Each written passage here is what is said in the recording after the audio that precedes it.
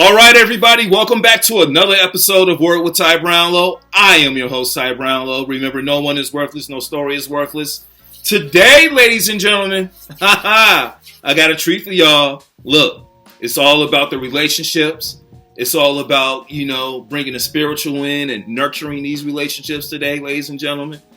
All the way from Houston. Y'all know H-Town. Houston, Texas, for those of y'all that just really don't understand what I'm saying. Houston, Texas, okay? All right, there it is.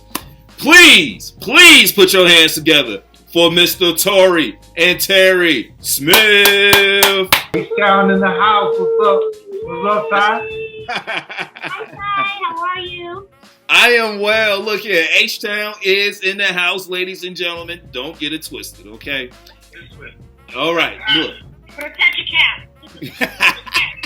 With just a smidgen of the Cali in there. In the Cali. Yeah, she always gonna throw that in. She always gonna throw that in.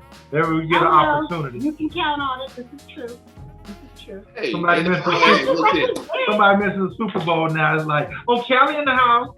Yeah. Hey, look here. You gotta represent now, Terry. Come on. Represent. No. But I am very happy to be talking to you all today. As I said before, man, relationships, couples, we in the house today. Now, I know you all have your own practice, and basically we're going to talk about that. And before we, go any further, it's called I Forever Will Christian Marriage Counseling, LLC. Now, we're going to talk about, that in a second. But you two have a very, very interesting backstory. So I'm just going to set the mood, but I want you all to fill us in. Now, you all are a Christian couple that married 30 days within meeting each other, and you've been married for the last 6 years. Come, man, Brother Tory, I'm going to ask you to start us off. Man, take us through, what happened from day 1 to day 30, and what's life been like since? I'm gonna back up pre-meeting her, and I'll say that I came out of a bad marriage, and a lot of things I went through in that marriage, right, I didn't want to go through anymore, and I was mad at God for a little bit. I was mad at myself, so I'm like, why are you putting me through all this stuff, right? And it was actually worse during the separation period and the divorce period than it was during the marriage, right? It was actually worse, if you can believe it or not. But God was setting me on a path that I just didn't realize. And after the divorce, I dated a little bit, wasn't finding that right one. And I was looking for a particular type. And because I was saved, I really wanted a Proverbs 31 woman, right? And a lot of people don't know what that is, but, in the book of Proverbs, 31st chapter, it tells what a Proverb woman, describes to be, right? So I was looking for that, wasn't finding it, and then lo and behold, and because we only have a short amount of time here, we're just gonna jump quick to the Reader's Digest version. Tell us. The condensed Reader's Digest version at that. But anyway, met my, how them commercials used to be like, hey, where'd you guys meet? Oh, we met skiing on the Swiss Alps and stuff, right? Yeah, we could say that, but yeah, we met on Facebook, right? And from there, man, we just, we met. That first time we talked, we knew that because of where our paths had taken us, there were certain words that were said, and we knew that we were for each other. We kicked it and I'm looking at your thing say kickback. We kicked it the whole first 72 hours, virtually once we started talking. I was in Maryland, she was in Cali, and we talked across the state lines, interstate, all that stuff. So 72 hours straight, pretty much. So I'll let her pick up. Tell them, Terry. Yeah, come on, Terry. Now, I know you got a version that might be a little bit like that, but no, it's spot on. It's spot on, and it was very interesting the way we met. My story was I was just tired. I was just so tired. I couldn't every brother just claims, I'm like, I keep it 100. I do too. And it's like, no, you don't. They don't. Not all. And it's rare that women and men keep it 100, really and truly. And so I was just like, I'm done. I had dated this former football player, and I thought that it was going to be a professional football player. It was fun, and it was peaceful, it was decent, but it just wasn't it. It wasn't that thing. It didn't have that. And I knew, from the life that I had led, I'd led an exceptional life, and I knew that God had, a mate for me that was it was a supernatural, coming together. And so I said, it's got to be something. So since I hadn't met it yet, I tell you what, I said this in my closet getting dressed for work one day. I said, you're going to have to come down. I was going to step with the Lord. And I said, you're going to have to come down in sandals yourself and present him. If you want me with somebody, I'm done. And I called out that day. I remember being in tears, and I called out family members that had gone on to heaven. And I'm like, you know me. I'm a good person. I'm done here. I just resolved myself to living, single. And so, gotta be a good 72 hours, but, fast forward, I see this guy when I'm going to bed, and I remember I had on like a white beater with all Victoria's Secret and some Raiders shorts. And I'm going to bed. Hair in a high ponytail, nightstand light on, in my bed, midnight. And I see this guy on Facebook, and I'm like, when did I become friends with him? How did I? Because I would have all these friend requests stacked up, because I wasn't on Facebook every day, all day, or anything like that, stacked up. So I would let 10 through at a time, because I'd have to kind of vet him first. And I'm like, when did I let this guy in? I don't remember seeing this guy. Again, supernatural, right? And so I go on his page, and he's got scriptures, and you've got, for the ladies, he only had 300 friends. Just peaceful guy, right? And now I got like $5,000. Yeah. But scriptures, singing in the choir, everything just short of Boy Scouts. And I was like, oh my goodness. And so I'm liking such a cute picture of him and his daughter and his kids. And so, needless to say, I was in Cali. He's 3 hours ahead because he was on the East Coast. So he starts getting notifications that I saw his stuff and, liked some of his stuff. And so the next thing I know, he knows, and I can't speak for him. He's got his own version. I don't want to take up our story is long enough. It's very long. But needless to say, so anyway, I hear my phone going off in the middle of the night, like 3 a.m, right? And it's just going off, ding, ding, ding. I'm like, what the heck? When your email, you got an iPhone, your email, like that notification. And it woke me up, and I'm like, dang, what's going on, right? So I check my email, and I see all these, Teri likes your photo, Teri likes your. So she was like this, and Facebook going. I was, because I was like, who is this student? When did we become friends? And how come I'm just now seeing this? So she liked all them pictures in my profile. He loves to say that. I wasn't that, y'all. You know how them brothers being in DMs doing that. I wasn't doing that. I still got the email. So anyway. So I'm like trying. So funny story is, remember I was telling you that I was looking for a certain type of woman, and I was asking God, hey, like my wife, hey, direct me, lead me, guide me to where I need to be, right?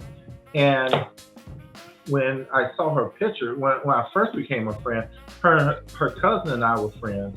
Her cousin's out of Texas, and we were friends on Facebook. And that's why I must have seen her picture initially, right? And so when I saw her the very first time, I don't know why, but something in my spirit was like, that's her. Just that word, her, that's her, right? So when I saw her that morning, who it was, like in my pictures, and before I could be like, who is this, right? As soon as I saw a picture, my spirit said, that's her. So now I'm looking at her pictures. I ain't like none of them. I was looking at them. I ain't want her, if she knew I was up at 3 a.m. on Facebook, I didn't want to think I had no life or nothing. Like, how come he ain't sleep? You know what I mean? So anyway, I'm looking at pictures, but then everything's vague. I'm like, dang, where is she? Is she in Maryland? Because of that very reason. And so now I got to put my detective hat on, and now I'm going, okay. All right. Look at here. I see all this stuff from the Bay Area, from Oakland, right? So I said, okay, so it's got to be in the Bay Area. And then it looked like she had a daughter that was still in school. So I said, okay. So I'm putting everything together, and then I went from there to Google because I wasn't finding anything on Facebook. So I started Googling, and then I was like, oh, okay, let's find out some more information about her on Google, right? And then I'm like, okay, so this is her. So I went back to Facebook, and I said, you know what? Let me just go and hit her up. So I'm went in the messenger, typing up the message, right? Getting ready to hit send, and I said, whoa, don't hit send. It's like 5 o'clock in the morning, right? So if she in Cali, that's like, 2 o'clock in the morning by now. So I'm like, I don't want to make it look like I'm thirsty. So I said, okay, so she got a daughter. She might work, so she got a daughter here, so she probably had to get up, maybe drive her to school or get her set for school or something. So she probably up at this time, then she gotta go to work, so she's probably driving. I'll catch her on the way into work. By the time she gets to the office, she'll have this open up. I did the math and everything. I was off the next day. I did the math and everything, right? So, and I had it timed perfectly, right? And as soon as it was, I think I had a time like 7:45, something like that. I was checking my clock. I was already in my office, and I was like, all right, time to hit the send. 3, 2, 1, send, right? And then now I'm waiting, but it wasn't too long, so I waited a little bit, and then she hit me back. But when you watching a pot of water boil, it's gonna take forever, right? Mm-hmm. So it wasn't really that long before she responded, but it seemed like hours to me, right? Mm-hmm. So we finally connect. We were like, talking to each other, on the messenger, and then I messed up. I said, let me give you my number, and then as soon as I hit the send, I said, no, I was supposed to ask her for her number, right? So, but it happened like that for a reason. Because remember, what did I say I was looking for? You was looking for a Proverbs 31 woman, right? Yeah. Mm-hmm. So she says no. As a Proverbs 31. I didn't say no. I said as a Proverbs 31, I prefer this. And right? I put my number. And then she gave me her number.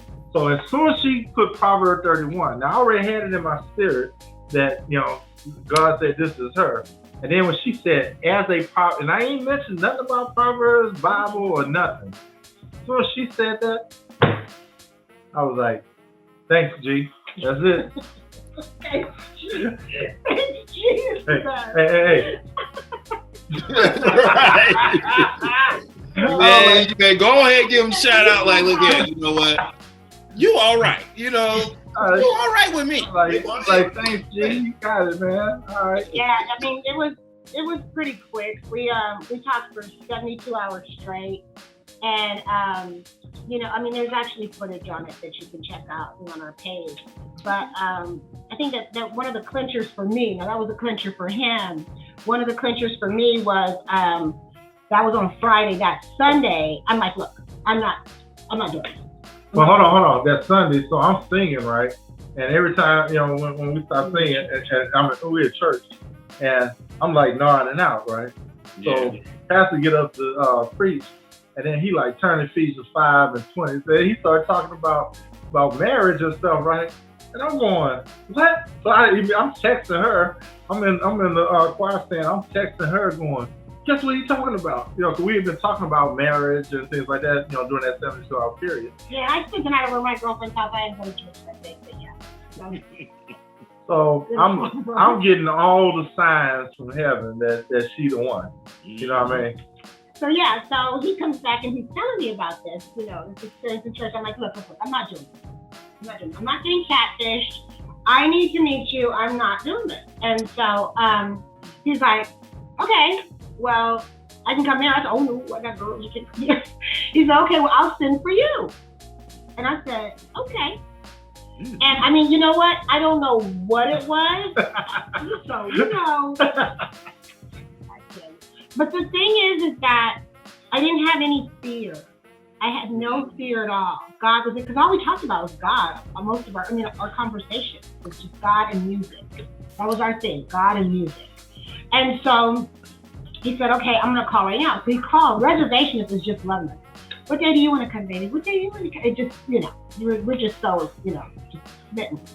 And so she had asked for my last four of my social. And I'm like, oh, snap.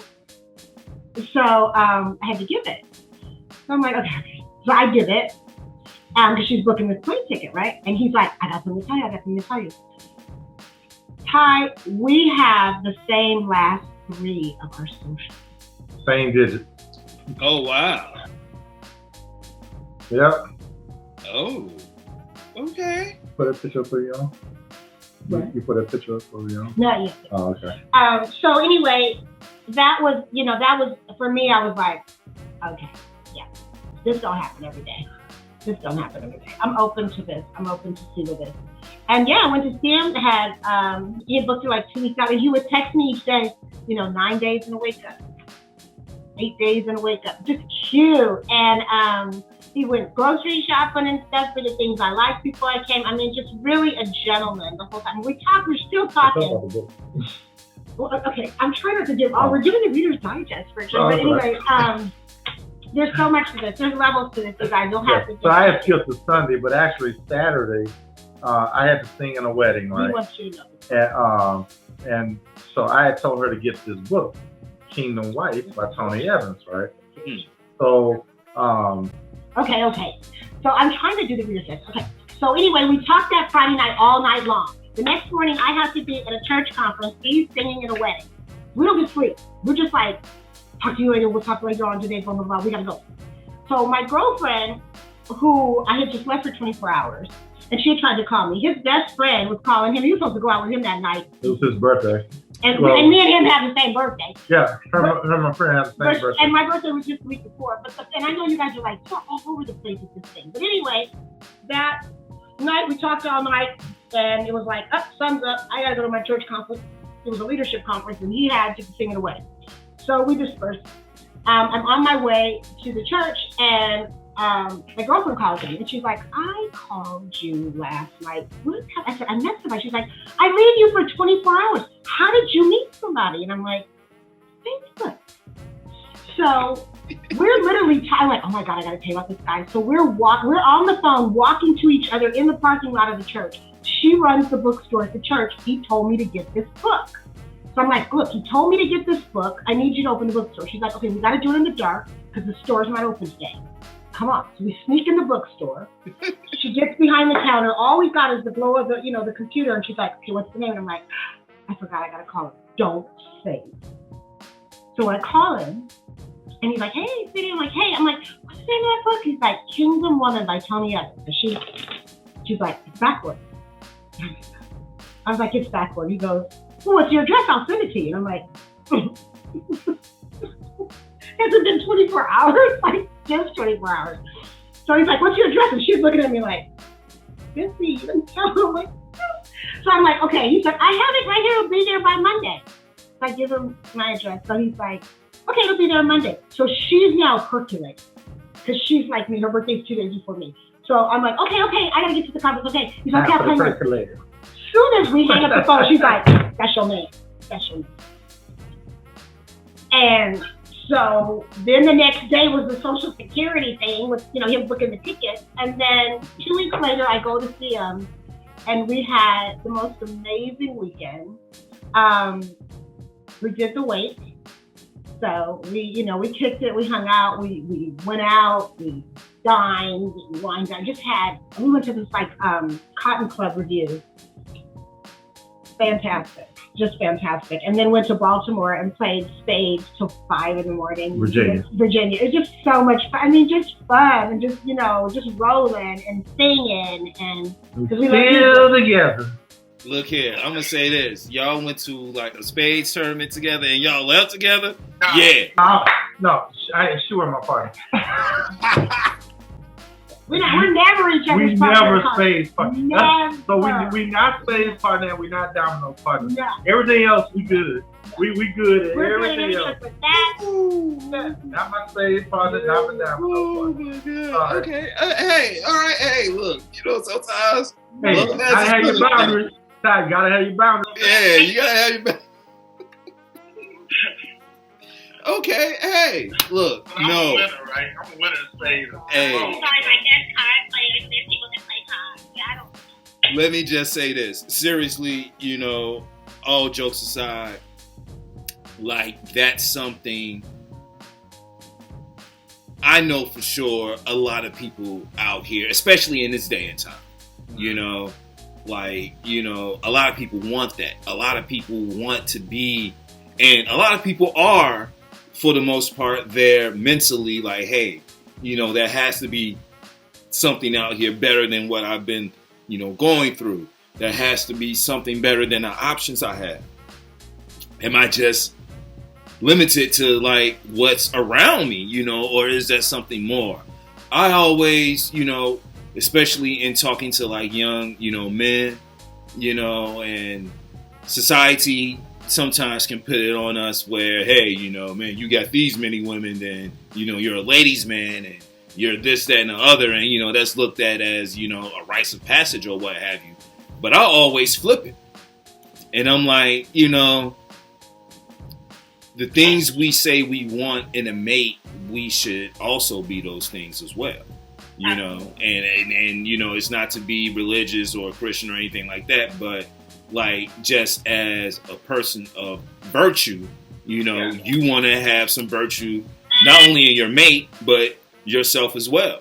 So if you want to be out here and you had this person, that person, this person, that person, this person, this person, this person, you've been out with this person, that person, like that takes a toll. And when you do find a person that you want to be around or what have you, and you run into all these other, aspects of your life, because it happens, like sometimes it's hard to like, get through like, oh, okay, so wait a minute, you talk to this person too, and how do you know this person, and how do you know that person, and how do you know that person? And not everybody's going to be understanding. Let me say something. Yeah. Remember when we first met, I asked, when you were talking about, being married, and I asked you, how did you know that she was the one? Well, I asked you that for a reason, because in our counseling, and I know it's just personally, and I know it's just with other people, but more specifically in our counseling, I asked that question for the guys, right? How did you know she was the one? And there was one person that didn't say the same thing, but other than that, 99.9% of the people said the same thing. It was something. It was just something that in them that said she was the one.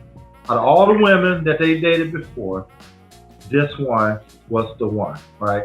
And I always say this. My wife laughs, but I say, you know what? At any given time, it's about 7 or 8 billion people on this earth, right? How you gonna be talking about your soulmate, the one that lives right down the street from you? That's somebody you got in common with. Y'all grew up in the hood together. Y'all eat it. I'll take your city. Y'all eat at Harold's Chicken and stuff, and so y'all think y'all got some stuff in common, right? But you never know what God has planned for you, or who God has planned for you. And like I said, at any given time, 7 or 8 billion people on the planet. You can't isolate yourself to your geographical area. You got to know that there's, somewhere out there. We were 3,000 miles or over 2,000 miles away. I think that you have to be good with you. At that moment, I was good with me. I was just like, it wasn't begrudgingly. I was just like, you're gonna have to come down yourself. I'm done. It wasn't like, Lord, should I be done? I was done. So I think that with me being good with me, like I said, I had a pretty good life. I know me. I'm good with me. If you want it for me, then it'll happen. I think that the moment that you're good with you is when things start to happen. I think, people like you were saying before about the word thirsty. I think, we're not supposed to be anxious for anything. Right. Anything. Not even for a mate. No. Right. No, because that, you know why? Because you're not thinking clear. When you're anxious, there's no deal breakers, there's no boundaries. You're letting, there's no lines in the sand. And so I think when you're good with you, you're clear on who you are, and what you want. And that's not something that you're willing to move to move the line in the sand for. You stand firmly on it. And that doesn't mean that it has to be all these different superficial attributes. It really is down to values. It's down to ethics. It's to the integrity of who a human being is. I think everything else can be worked out, and I think that right there. Well, I'll say this, like Tory, and I know part of that question you asked me was, how did I know she was the one? And one of the main attributes that I knew that, like, hey, like, this is what's up. Non-judgmental. And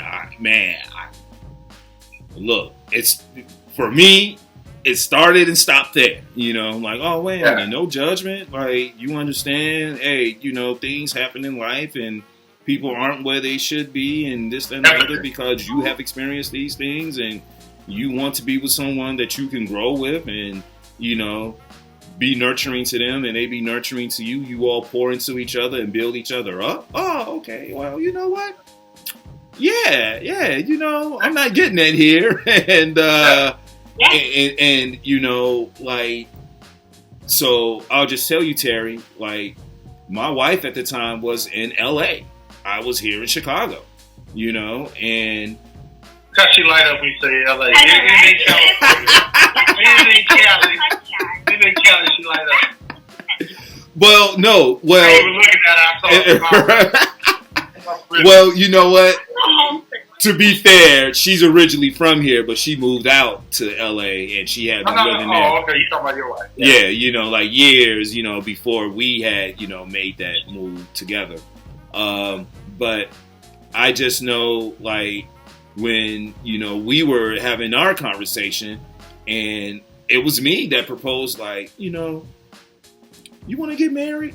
Like, I don't want to build this, that, and the other and not be with someone that I can call my own. Like, I don't want to do that. You know what I'm saying? Like, I already have a child and that's the mother of my child. And, that's not going anywhere near there. You know what I'm saying? Like, I am totally over that. And she has her own life. And I want to, like, she's married. She has her own life. She's doing her thing.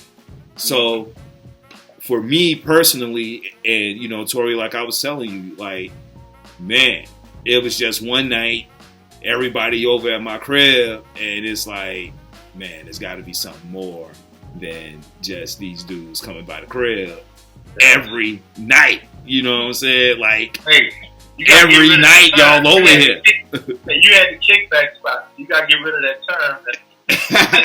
Well, that's for the youth right there. That's for the youth. When I talk to the youth, that's theirs right there. But since I'm talking to y'all, this world with Ty Brownlow time right here. You know what I'm saying? But no, but no, like, it had just got to that point where I knew it had to be something more. Like, my life's not destined for me to just be alone. You know what I'm saying? There has to be somebody out here for me that, man, they're going to pour into me what I need, and I'm going to pour into them what they need. And, as I said, we have been friends, since, like, the stage play, but just communicating with each other on and off, via Facebook, through, messaging each other or what have you. And, kept in touch. Man, right, we just kept in touch. Yeah. You said something very, very powerful and impactful, and that was no judgment. And that's how we, were on those nights on the phone in like 72 hours. We just unzipped and just bled on each other, seriously. Yeah. And it was like, it's good. Because we were just purging. And it's like, this is what I want, though. I mean, I've had this, but this is what I want. And it was so aligned. And what we call that in our counseling is, when we're speaking to couples, is being each other's soft place to fall. And as each other's soft place to fall, you start to create, it's a sanctuary for one another to come and just be at peace, and you be each other's peace. And in no way are we saying that you're supposed to replace God or anything like that, but that's what he wants us to be for one another. That's exactly what he called us to be, and especially when it comes to relationships. Mm-hmm. So I think that that's what, with her not having any judgment and just being, she was a safe place for you. Mm-hmm. And that's something that, you want to be around. People gravitate to safe places. Mm-hmm. And then when you said earlier about the person, you can't expect this person to have these qualities and you don't, right? Mm-hmm. One of the things I tell, single people and I tell married people the same thing, right? If the person if you're a woman, if the person that's seeking you, that's finding you, if they don't exhibit the fruits of the Spirit of God, right? And you don't have that, go the other way. Don't waste your time. Yeah, don't waste your time with that, because you want someone, like you said, that you can build with, that you can grow with. I want to say this too. I mean, our faith is our faith, but I think that across the board in relationships, that it's about love. It's just about being loving, being a loving place and space, and not even, willing to be that. And I want people to understand there's a difference between being a mark and being loving. You know what I mean? Because some people get it confused because they're thinking, turn the other cheek and da da da da da.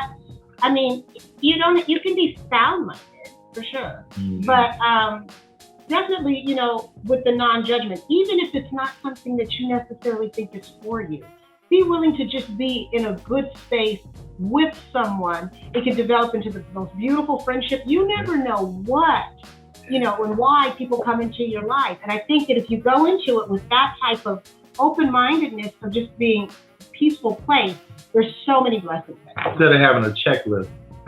Yes. I'm looking for a perfect woman. You gotta have Well, okay. So I'm so glad. Look, I'm telling you, I'm so glad that you all segued into that, because now I'm going to talk about your practice.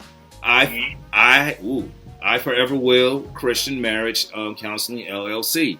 Now I know, some of the things you all talk about, basically infidelity, intimacy therapy, anxiety, communication, depression, and trauma therapy as well. You all, as you talked about before, specialize in talking to individuals, couples, and family therapy as well. Now, one of the things I know, we sort of talked about, but sort of like breezed over it, but social media as far as relationships, and especially in this day and time, like I'm not even talking about post-COVID. Even pre-COVID, this was an issue because, we see these, power couples, so-called, like Jay and Beyonce, and, Will and Jada, Dwayne Wade and Gabrielle, and in a lot of people's minds. High-profile people, yeah. The people you're naming are high-profile, right?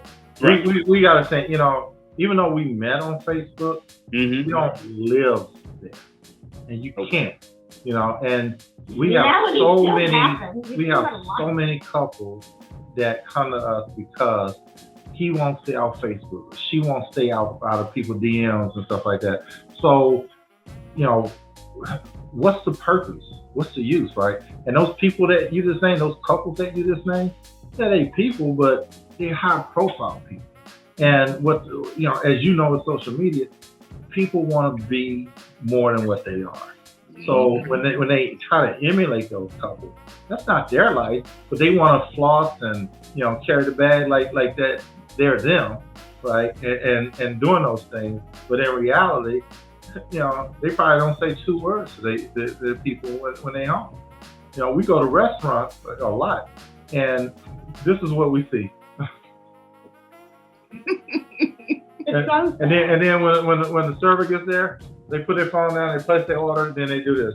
Then when the food gets there, they still got it on, but they sit it there and they got their food here, and you don't see them conversating at all. And it's so funny, being counselors, we can't watch TV without going. We're analyzing everything we watch. Okay, attachment disorder.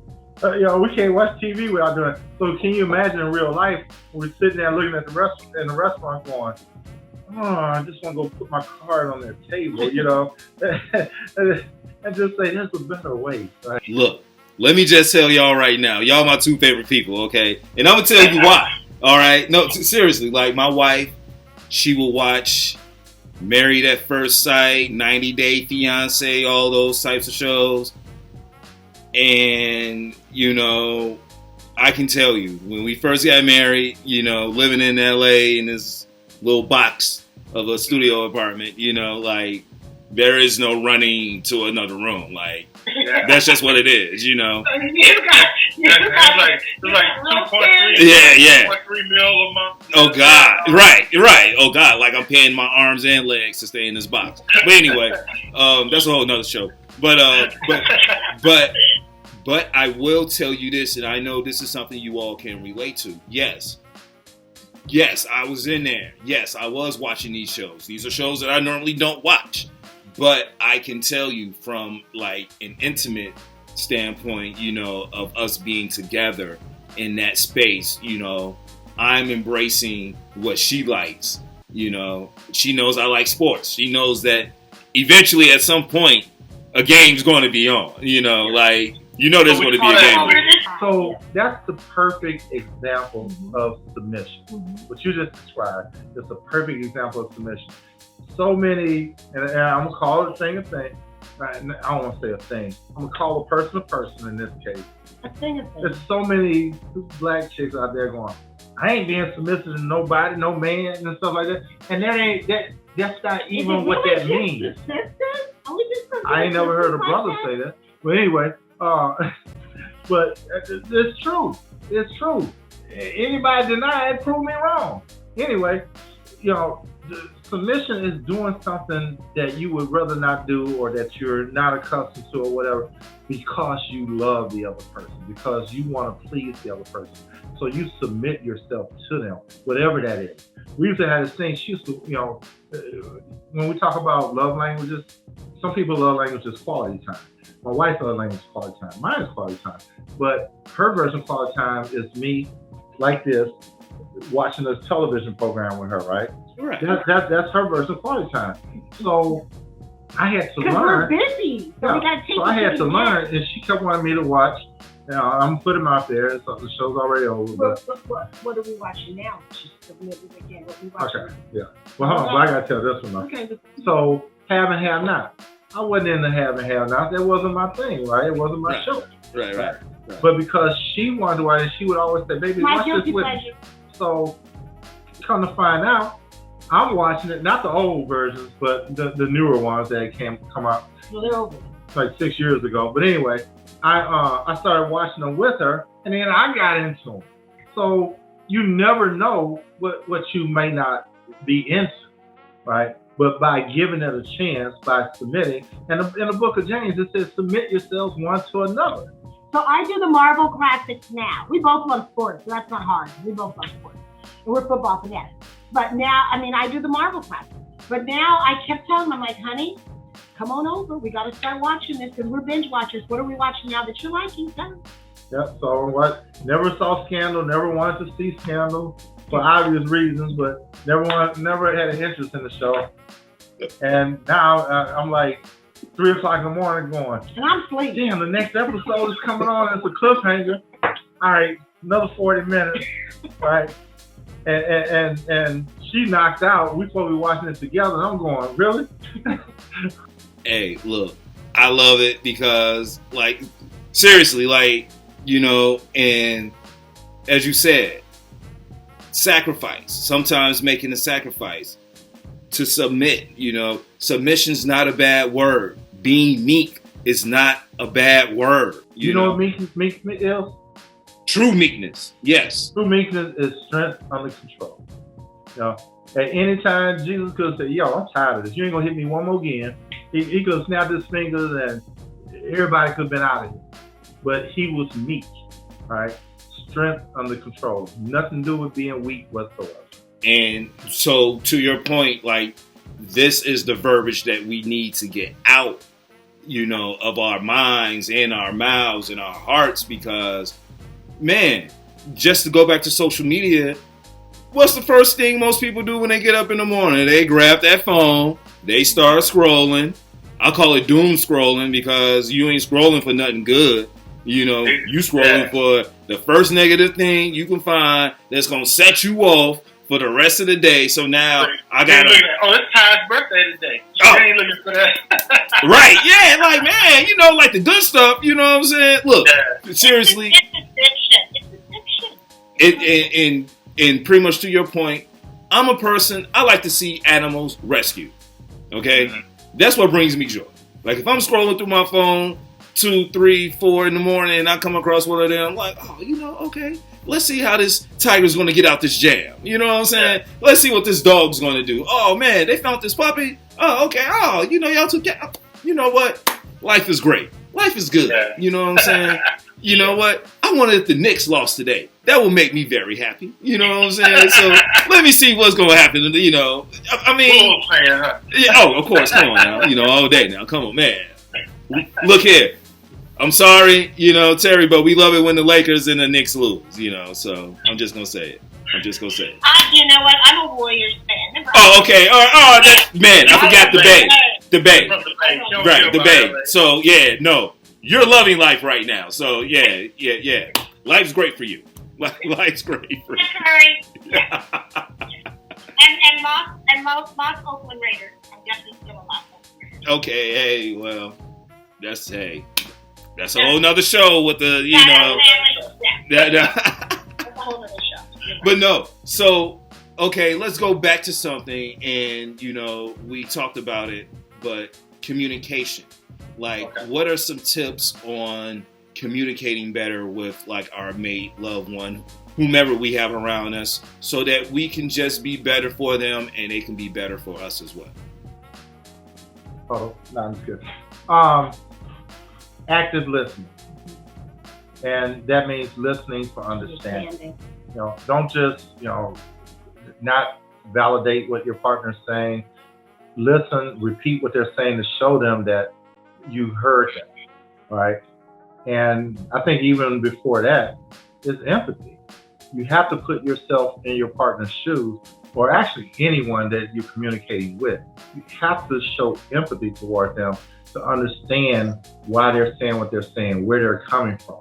You already have your own opinion, and that doesn't mean you're agreeing with them or not, but what it is you're putting yourself in their shoes and seeing why they see this, whatever it is, in that manner or in that way. I think also too is accepting and embracing the differences of opinion because of the different positions of where you come from, you know, from life's experiences, to where doing that, it's you know, like they say, opposites attract, and the yin and the yang. It's good. I mean, that's how you have a team. You have a quarterback on the team. You have a running back. So you guys are a team. You both hold different gifts, different, you know, strategies, mindsets that bring it to the table to be the best combination and team that you can be. And so celebrate that in one another, and then use those gifts. It's no different if you're a CEO and you had a boardroom full of your employees, and it's like, who's good at what? Okay, we're going to put you here. We're going to put you. You do the same thing with the two of you as it relates to just, you know, the strategy for life together to win. And I got one more thing to add. Know your audience. You know who you're talking to, even if it's your spouse.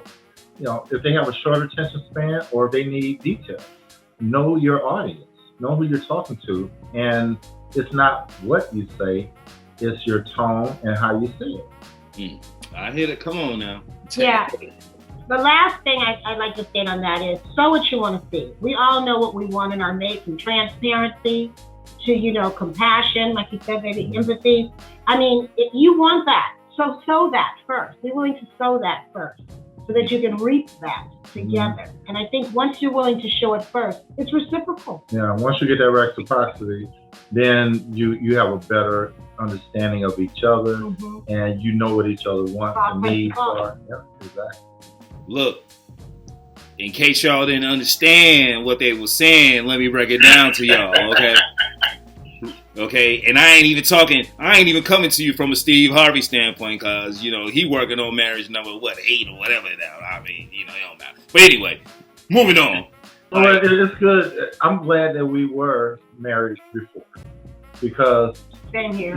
because we have to deal with so much, with our counselees, and to be able to relate to certain things with them. Different experiences. We know that we went through various things for that moment that God brought us through, because now we're able to help someone else and move forward. Exactly. Hey, reciprocate, empathize. Okay, Yeah. man, like that's like there are other keys as well. Being an active listener, like really listening. Sometimes when and I've learned this, sometimes when your mate comes to talk to you about something, they may not be looking for an answer. They just may want to vent, and you may not need to give an answer. Sometimes they may come to you with a story, and they may need an answer. They may need some perspective. You have to be able to give true perspective, like not just being biased about the thing, but like if you really want to be a good mate or a better mate, give true perspective. And you know what? If you don't know, be willing to be good with not knowing and say, you know what? I don't know. Let's pray on it.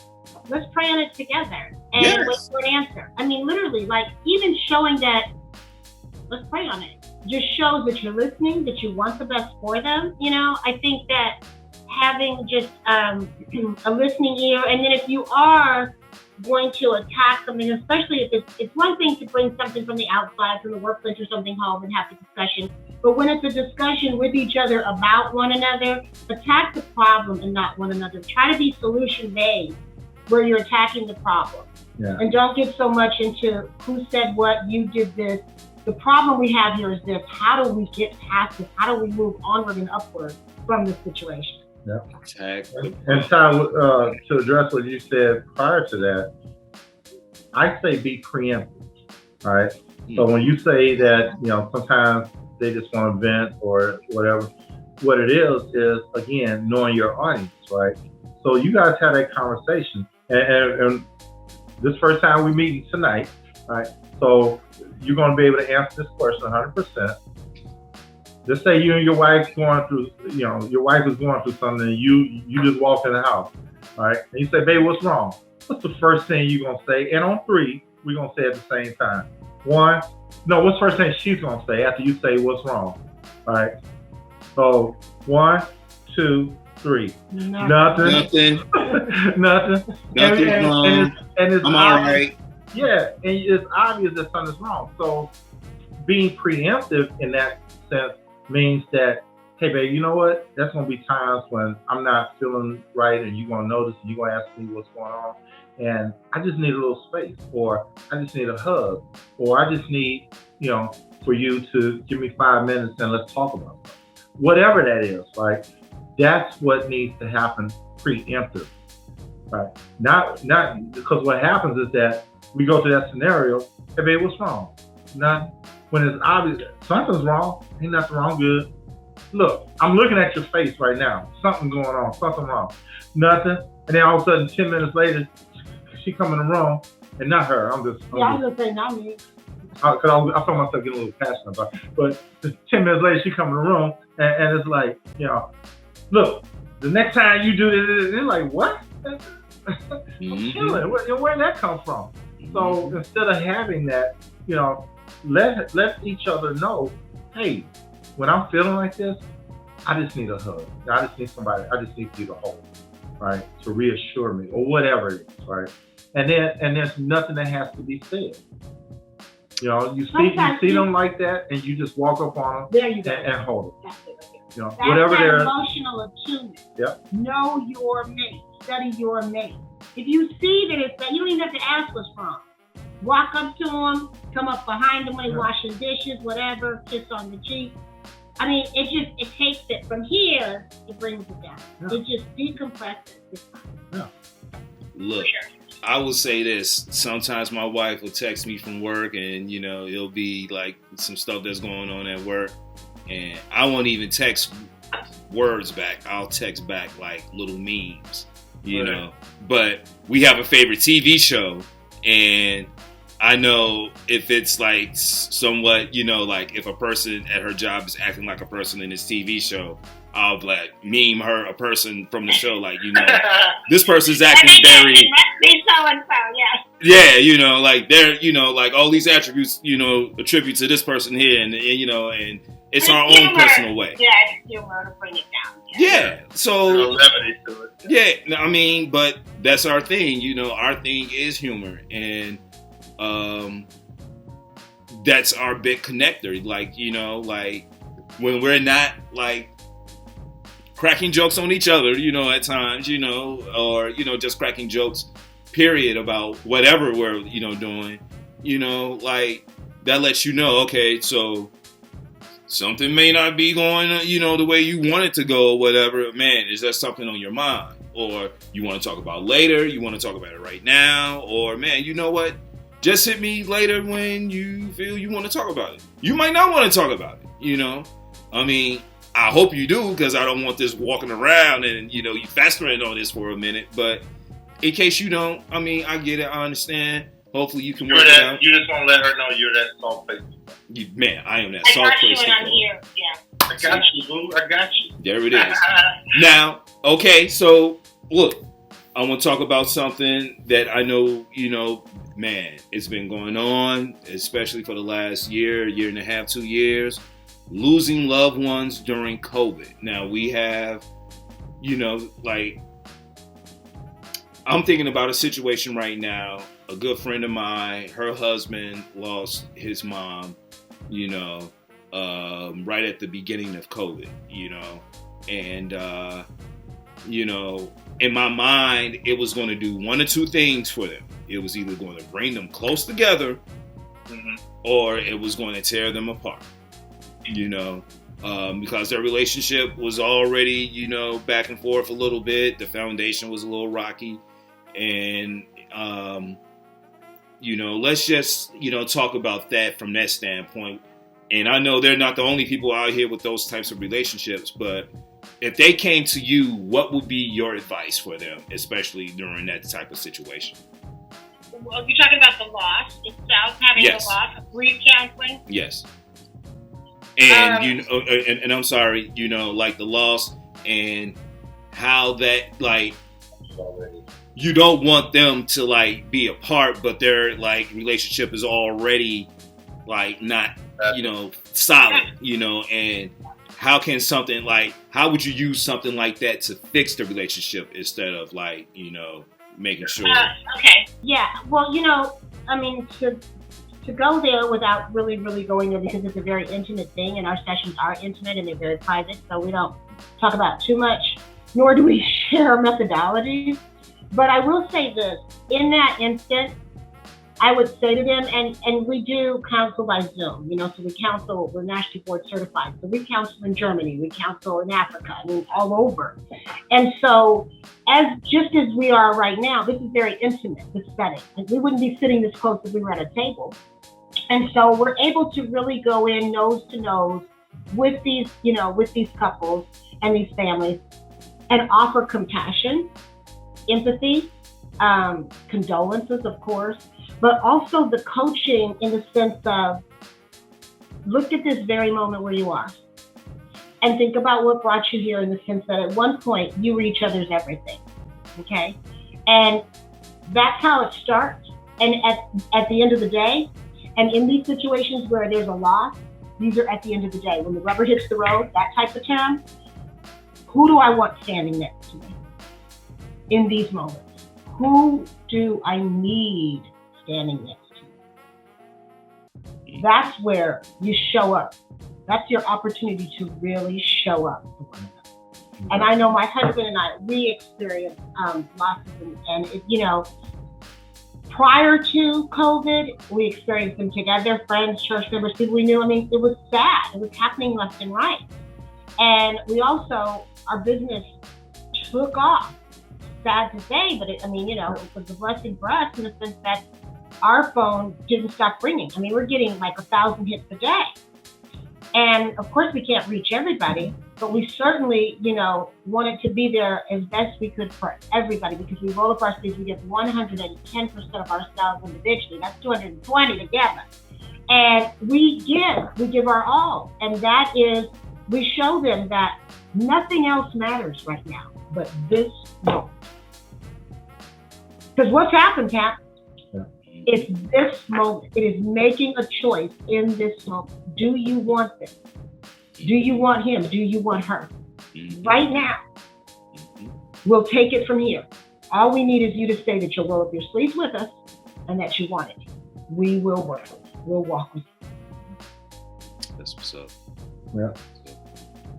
And I, totally concur with everything my wife just said. Like I said, we lost some people as well, and we had to depend on each other because we couldn't go out to couldn't fly anywhere. We were scared to death for our own families who spread all over, So we had to console each other. Didn't know when it was going to end. Exactly. We're still somewhat going through this. You just don't know when it's going to end. Yeah. Okay. All right. Well, no, I mean, and, unfortunately, these are some of the tests. Hey, look, for richer, poor, for better, worse, sickness, health, like these are like part of this is part of the union that you commit yourself to, at the end of the day when you're stepping up to this. And, it's like I tell people all the time, this ain't for the weak, like, I mean, man, you can't be out here, Marriage ain't for punk. That's what we say. Marriage ain't for punk. Man, this is not for, man, look, this will test you. Yep. And them and everything that and man, and I'm learning every day, every single day, like there are just situations that I'm grown, man, like I feel myself like personally, if this was like X amount of years ago, no, I definitely can't see this happening, but it's that maturity. Maturation. Yeah, the maturation. Man, and that's just what it is. And, like for me, like I look, I just remember standing, before the bishop and man, he's saying everything he's saying. He was smooth that day, he had on a real smooth outfit that day. I was like, oh, okay. And, it was hot. I was sweating. And bees is coming all down the side of the head, neck, all that. People like, are you sure you want to get married? Like, I am sure. It's just hot in here. She's standing underneath the fan, so the wind blowing on her. I'm just over here suffering. But see, this is the first sacrifice. All right? All right? This sacrifice number one, man. You got on tails, you got on cummerbund. Man, you know what I'm saying? I'm over there burning up, boy. Like, all tired up. Oh, God. Like, people like, are you sure? Look, y'all come up here and stand underneath this light and everything else, and now the sun want to come out. Like, now you want to come out? You ain't been out all day. Now you coming out now? Very hot. Man, hot. Downright cold. Humidity for sure. Okay, hot with like 3 T's on it. Hot. Okay? No. But no, hey, I love it, man. I love it. Like, y'all dropping them gems. Okay, ladies and gentlemen. Like, I know we unpacked a lot in this little, but we still got a little bit more to talk about. You know what I'm saying? But no, like, first and foremost, I just want to thank y'all for everything, so far, just like bringing a real, on like relationships and, who we are as people, how you all met. And, man, Tory, it's like you and I were talking about it, like I knew where I was personally. Teri, you as well. You was talking about like, look, man, if this is it, you know what I'm saying? Okay, because at this point, I am done. Like, I've been out here, man, it's slim pickings out here, you know what I'm saying? For me, as far as what I am and my temperament or what have you. And, man, look. Well, that leads us all to this, ladies and gentlemen. Tory and Teri Smith, they also have a show, radio show as well, correct? Love in Black. Oh, I'm sorry. Radio and TV, ladies and gentlemen. Love in Black. Y'all see the signs behind them. So let's talk a little bit about Love in Black. Tell us all about this platform. So we we like to say we're counselors by day and media personalities by night. Right? My wife's doing the Kate thing. Okay, all right. And roles. With love, actually, the term "love and black," my wife came up with it, and it's not just for black people, because everybody falls in love, right? It's not just for black people; it's for everyone. And the word "black" is financial metaphor, keeping your love in the positive. Like your finances, you don't want them in the red, you want them in the black. Yeah. So we do a variety show. Right now we're on Houston's Praise 92.1 and 102.1 HD2. And we do a show every Saturday, and we talk about different relationship topics, different marital topics. Whatever we get in, we create a topic around it, or people send in the topics or whatnot, the letters. And we have guests on the show, much like what you're doing right now. But we tie everything, no matter what the guests are on for, we tie everything back into, why we're there, because everybody's been in a relationship. You're either in a relationship, been in one, or about to leave one, or about to come into one. So one of those four things. So we got something on everything, right? And I'm gonna blow our own horn. We are the number one Saturday show, according to Nielsen ratings, not us. And so we're the number one radio show on Saturday on 92.1 and 102.1 FM. Okay, look here. Nielsen ratings, y'all. I mean, yes, I know I'm number one in your heart, but on Nielsen ratings, hey, don't take my word for it. Take their word for it, ladies and gentlemen. That's why we can honestly, we're not just saying this. Actually, I tag when the show first come on. Welcome to Houston's hottest radio show. I mean, I'm not radio show, relationship show. Love and Black with Tory and Teri. And that's not us. That's our announcer guy doing that. But yes, it is number one. Okay, but it's a blessing. Hey, and let me just say, it's even more of a blessing when you're doing it with the person that you love the most, and you're building a platform. Yes, go ahead. Yes, fist bump it up, love it up, all that good stuff, y'all. I mean, man, I love to see it. I love to see it. Okay. Even when we're not even looking at each other, we hear something or whatever, we like. Yeah, we're not even looking. We're just, I could be talking to somebody, we hear something. Yeah, it's the connection. I don't know. It's just all up in here because I don't know how. Look, I love it. I love it. I love that it. Just how much in sync we are, I mean, it's so funny. I mean, so this is literally we've been on different people's podcasts or radio shows or whatnot, but this is our third radio show, right? And we were on Gospel Radio Nation out of Houston. We were on KYOK, out of Houston with terrestrial radio, and now we're on the radio, again, FM radio again. And everyone that's been listening to our show day one, the first thing they say is, well, other than I love your show, the very next thing they say is, I just love y'all chemistry. And it's so funny because we don't even realize, we didn't even know we had chemistry like that. We're just us. And this is how we interact throughout the day. I mean, and my wife said the other night, she said, you know what? When we good, we really good. But when we bad, we bad.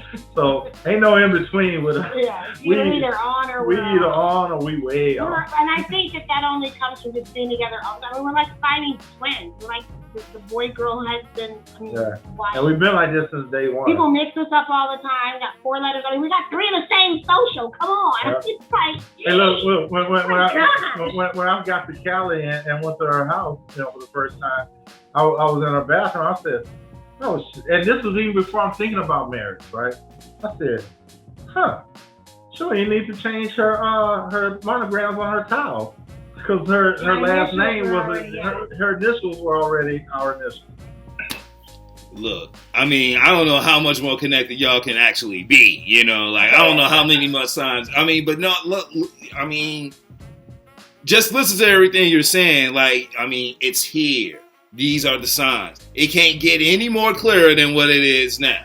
One has an O, the other has an E. You know what I'm saying? They're both vowels, you know, like, so, man, like, it all goes together at the end of the day. And, but, no. You're the first one that pointed that out. Seriously, it goes together at the end of the day. And, you know, this really takes me into this question, you know, because, you know, we talk about leaving this world empty, giving our all to everything that we do in life, you know, our life's purpose, you know, man. So leave it empty in your life's purpose. So I want to talk about, you know, you all like leaving empty when it comes to your, you know, life's work. You know, what message or legacy do you want your life's purpose to be? Teri, you know what, Teri? I'm going to let you kick this off. You know, it's interesting you say that, because I took that same thing from Chadwick Boseman when Chadwick Boseman left, and I was like, that's what I want to do. And I always wanted to, but I could never put it in terms like that because I never thought about it deep enough. But I certainly have always been, you know, purpose-driven, and that's what this purpose-driven life is all about. God has placed many talents within me, from behavioral health, working with youth, education, media, motherhood, you know, a wife, a daughter, a sister. I want to make sure that I fulfill every single gift, because I'm a gift, obviously, to those, and I must make sure that I fulfill that. But having those callings on my life is also a gift. And so I want to make sure that I fulfill each one of them in each moment that it calls for. It's not something that has to overwhelm me, that I have to look at doing all of, you know, like an elephant in one sitting. But each interaction, each person that I come in contact with, in each moment, such as counseling moments, such as talking to our kids, you know, and on those intimate moments, if it's a situation they're going through, even with my husband, whether it's his health, whether it's anything that we've got going on that I can be better for him, it's bringing my best self to each situation and interaction. And so I think it's your own personal best of whatever that is. And you just give your best. I think God does the rest once you give your best. Yeah. And, you know, with me, at 54 years old, man, I've played minor league baseball. I've played semi-pro football. I've done so many different things. You know, singer, police officer, healthcare sales, just all kinds of things. Like, never even thought I would be in the council. And as a matter of fact, I thought I was going to be an athlete all my life. You know, because I played ball until I was 40, and I would always say I was going to play till the wheels fall. Right. And the wheels started to fall off. Whether they got rusty or whatever, they started to fall off. So the thing was that after I finished playing ball, I really thought that was all for me, right? That's all that I had to give, right? Because that's all I ever wanted to do in life was play ball. And I played baseball and football and basketball, but you know, I majored in football and baseball. And I just, you know, from playing to coaching, I mean, that was my life, right? And I had sales to fall back on, and which was just a career, but I had that to fall back on. And I mean, I just thought that was it. I never knew that in the second half of my life like this, God was going to take me to the levels that He was taking, right? Taking us, actually. But me in particular, because, you know, I'm just, you know, telling this story here. But the thing is that God gives us different talents, and He gives us a variety of talents. So those talents that I had before, singing, playing ball, and all that, you know, even though I might not do that now, I mean, you know, we sing around the house or whatever, but even though I don't do that now, you know, like I was in a group and all that. God has given me so many different talents, and the only thing I can do is be grateful for them and just spread that to other people. It's like, you know, you can do more. God has so much more planned for you. You just don't know. All you got to do is open up and receive, right? And the thing is that most people don't know that. And so I moved back I was gone for almost 30 years, right? Away from Houston. And we came back when we got, you know, after we got married, we came back in Houston to live. And, I don't even, there's people that, and not that I don't hang out with, but because our life is so busy, but still people that we know. When I talk to my boys and stuff, my best friend in here, they still in the same neighborhood. They haven't grown. They haven't done anything. They're still there.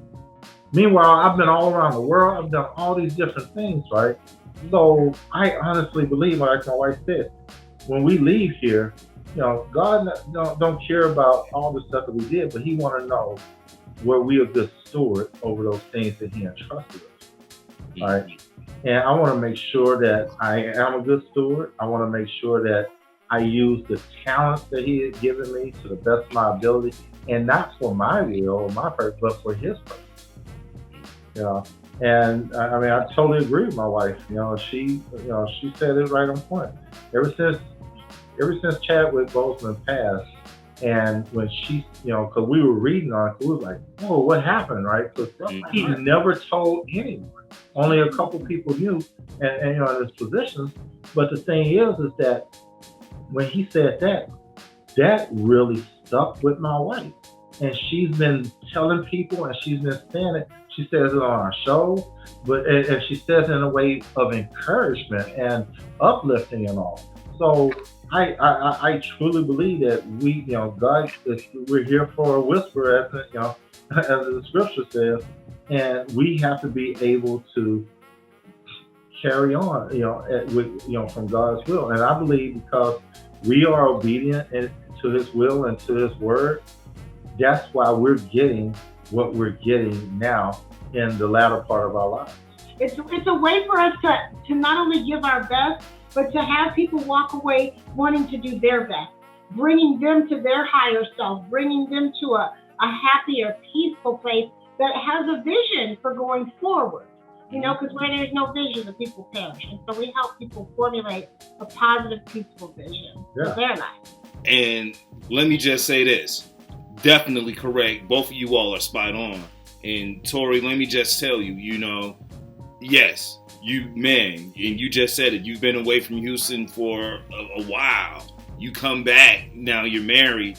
You got certain people still doing some of the same things that they were doing when you had left. There's no growth. And sometimes you have to be that example.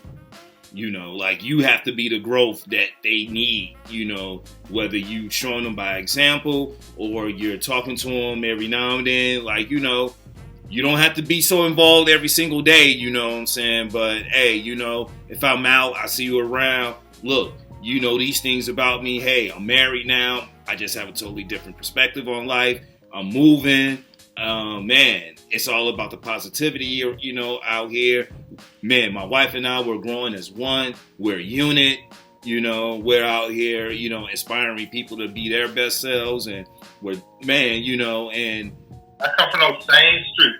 Man, and so, look, my point is, sometimes really what it's about, and honestly, I'm just going to be so real when I say this.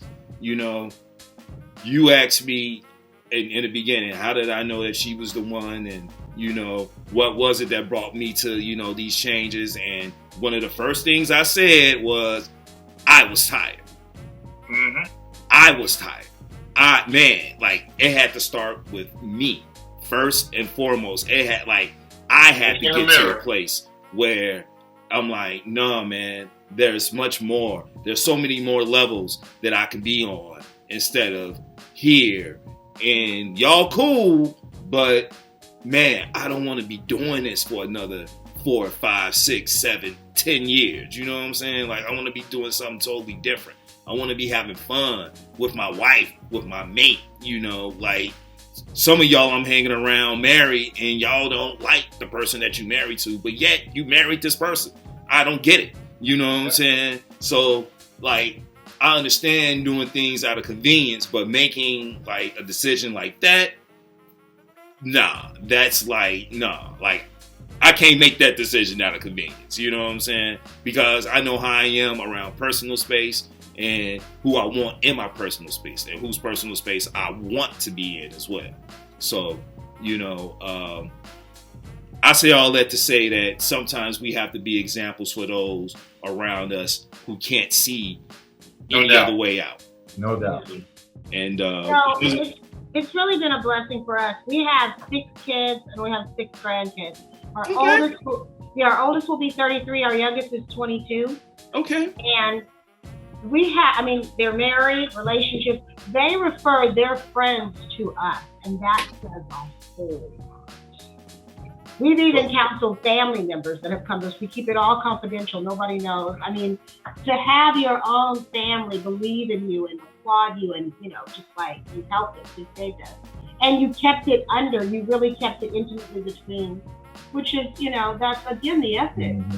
That is key, and that is rare, to actually have that example that you could run to, like, hey, you know what, man, my mom and dad, man, they've been married, they have this going on, man, I love their relationship. Their relationship and their commitment to each other is something that I strive to be for, be like or have, you know what I'm saying? Like, I'm envious, but not envious in a bad way. I'm envious because that's what I want. And I don't have that now, but that's what I want to work towards being. But you don't even have to be envious. Right. Because when you're envious, that's still a form of jealousy. Right. It's coveting. It's coveting. So, okay. put like this. God has given every last one of us, from day one, all of us have the same measure of faith. It's how we use it. It's how we use it. But you don't even have to be envious. Right. Because when you're envious, that's still a form of jealousy. Right. Coveting. It's coveting. Coveting. So, okay. put like this. God has given every last one of us, from day one, all of us have the same measure of faith. It's how we use it. It's how we use it. Okay. Hey, look, man. Look. Woo! Boy, look. It's been heavy around here, y'all. It's been heavy. Okay, man. We've been dropping, man. Look. We've been having our own church. We've been dropping our own gospel today. All right? That's right. But, look. If people want to get in contact with y'all, how can they get in contact with you all? Like website, social media, what have you? So our social media handles are Loving Black with Tory and Teri.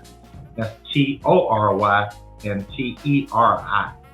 If you want counseling, you go to iforeverwill.com and you can go on there. You can find out information about us, about our counseling, sign up for counseling. Because we are nationally board certified, we counsel all over the country. And my wife mentioned Germany and Africa. We have clients overseas as well and they're not family members. but we have clients that we counsel overseas as well. If you are interested in listening to our radio show, sending a topic in, or writing a letter that we can read on the air and kind of go into, we tear it apart. So put like this, on a radio show or on a TV show, we say things we can't say in counseling. So we kind of tell it like it TI is on the shows, right? So if you're interested in being on the show, sponsoring, advertising, whatever, loveinblack.com. All the information is on the website. All right, man, people, that's what it is. Support. Love in Black with Tory and Teri.com. Look, support. All right. I know y'all got questions. Go ahead and write them, get them out. Look here. I know everybody likes Steve and everybody likes Strawberry Letter 23 and all that good stuff. But, man, we got some heavy hitters over here ourselves, and you can actually get your question read, okay, and get it answered, okay? I'm just going to say it. We do get a lot, so don't let me get going. If I can give you one more social media handle on YouTube, we don't have our television show anymore. We're working towards another one, but on YouTube, it's youtube.com/Loving Black with Tory and Teri. That's our YouTube channel. Okay, all right. Loving Black with Tory and Teri on YouTube. Man, support people. Support. Get the answers you need. Man, look. It's out here for us, informational content. All we got to do is go after and, man, type it in. We live in the digital age. Make it convenient for yourselves, okay? Yep. Now. Follow us on IG too. On IG and Facebook. Okay. Oh man, well y'all hitting. They got them all, y'all. They got them all. Got them all. We all over. They got them all. Now, I've come to the last question, the question that my show is known for, so I'm going to submit it to you all separately, not together, separately. Ladies first, as always, okay? So, Mrs. Teri Smith, what is the one word that best describes you and why? Passionate. Passionate because everything I do is passionately. If I'm fighting passionately. Definitely loving, encouraging, teaching, guiding, coaching, all of it is with passion. Mr. Tory Smith. You just gave a lot of one word answers. I explained my one word. I'm just kidding. For me, and I've been carrying this word around for a long time, and others had given it to me when they were describing me, either through LinkedIn or whatever. But the word is consummate, right? And I'm always considered the consummate professional. No matter what I do, I'm delving into it. I'm spending a lot of time into it. I'm researching. I'm learning. Whatever I do, I'm 110, 120% all in. Well, my word for the both of you two are resources, because we need them at the end of the day. We can never get enough of them. And man, just basically being in the African American community, we don't have any, but still, at the end of the day. We got a lot. We got a lot, but we do have a lot. But you know what? You said the word earlier, support. And people aren't supported, right? Man. You said it. There's a lot of resources, a lot of good Black therapists, professionals, attorneys, whatever, doctors. It's all about support. We must support one another. Collective people, we could be better as a collective instead of like individual. Like when we're together as a collective, we can make the change that we really want to see. When it's every man for themselves, like the Wild West out here, then we continue to be spread out. Yeah, you get what you get. Disjointed. The term is disjointed. We need to all get in alignment together. See, come on, man, y'all talk that therapist talk, disjointed. Okay? Collective and disjointed. Okay, I like that. Okay, let me write that down. Disjointed. Okay. No, look, let me tell y'all this. I consider my platform as my own personal form of therapy because, real quick, if it wasn't for my wife, I wouldn't have this platform. All right? Seriously, my wife has her own now. Okay, now my wife's been in media for a very long time. Like even when we were talking back and forth, she was still in media. I had no plans to ever do any of this. Okay, like I was just cool doing whatever the hell it was I was doing. I couldn't even tell you what I was doing. Okay, I was just existing, But no, we moved. Well, I moved out to LA. I'm running camera for her on her show. We get invited to some venue or whatever. We're at this venue at this Jamaican restaurant in Inglewood. And, I'm like, you should film your show in here. Like this, has a lot of ambiance. It has a lot of this, that, and other. She looked around and she looked at me and she was like, right. No. Yeah, she was like, no. She was like, you know what? No. Like, you can do your own show in here and this, that, and the other. And I was like, you know what? Maybe I should do my own show. Yeah. Because I would do this and I would do that. And I mean, seriously. And, we talk That's why we have help me. Hey, she helped me out. Like, she helped me come up with everything, put everything together. And, man, like when I first started out, I've been doing this since like 2019, but when I first started out, she was the one helping me do all these things, So I'm just so happy that, I've gotten to the point where now I can do a lot of the stuff on my own. And, going back to this being therapy, this has helped me talk to people from all around, Whereas before it was just, okay, whoever I could get you know, from Inglewood or Compton or, you know, whoever, you know what I'm saying? But now I'm virtual and I'm everywhere, and that allows me to meet people such as yourself. And I'm thankful for, you know, everyone that I've come in contact with. And I use the lessons and everything that we talk about, not only for myself, but for others that I come in contact with, you know, like, hey, you know, I had such and such on my show. And I know people, certain friends are like, man, every time we talk about something, it's always got something to do with your show. Well, I have a lot of people on the show, and, you know, I'm not telling you. Right. Man, come on now. Look. Yeah. So I just want to say, you know, man, resources. You two are resources. I am glad, you know, that you all are, man, walking in your purpose, working in your purpose. Thank you. Thank you. So, man, on that note, ladies and gentlemen. Blessings to you. Thank you so much for this opportunity. Exactly. Really appreciate it. It gives us a chance to just kind of get and to go into different areas and reach people. We all need to just, you know, reach out and touch, you know? I mean, literally. Collective. It's a collective. Okay? Collective. Seriously, you know. On that note, man, people, this has been Word with Ty Brownlow, of course. I've been your host, Ty Brownlow. Remember, no one is worthless. No story is worthless. Follow me, all social media platforms at Word with Ty Brownlow, or you can go to my website, tybrownlow.com. Definitely get this good gospel around, because this good gospel we got today, you know. But y'all can get this, plus other great conversations. Man, Tory, Teri, the Smiths, y'all. Okay, y'all better holler at them now. Holler at them. Love and Black with Tory and Teri.com. Okay. Blessings to you all. All right. I'm not war. Thank you again for having us. Man, no problem. We out, y'all. Peace.